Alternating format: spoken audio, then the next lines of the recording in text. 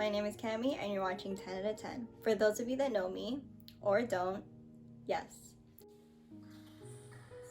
You probably might not believe it, or you guys will. It might be a little bit uncomfortable, and that's totally fine. The rest of the 9 out of 10 girls have so much content in store for you guys, and it's going to be super exciting. So for my first segment, Cammy's Creepy Corners, I'm going to be talking to you guys about my first ever paranormal experience. And if I were to rate this out of 1 out of 10, 1 being I can still sleep peacefully at night, or 10, exorcist scary level, I would probably rate this a 2 or a 3 out of 10.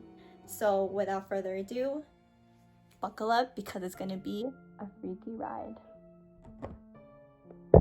When I was maybe 4 or 5 years old, I was at my cousin's house and it was just like a regular fam jam. As a kid, obviously running around the house, playing with the other kids, but all of a sudden, I noticed a man sitting at the top of the stairs, watching everybody at the party.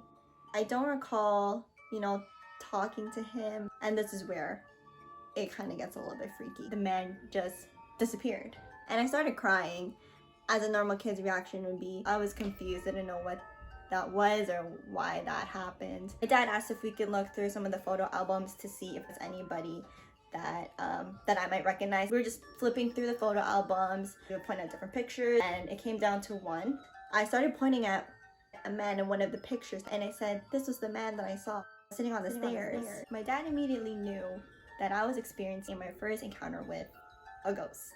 Surprisingly, it turned out to be my cousin's grandfather that passed away. I'll talk about my second story, which kind of relates to the same cousins of my first story. They actually moved houses a couple years later, and I had my own personal paranormal experience that I actually distinctly remember. So this was probably a couple years later when I was 8 years old. Going to my cousin's house, my sister and I would sleep over occasionally. In the middle of the night, everybody was already sleeping.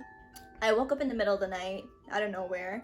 I just kind of looked around the room and I noticed there was an outline on the closet door. A trace of a shadowy figure. Can't really tell what it was.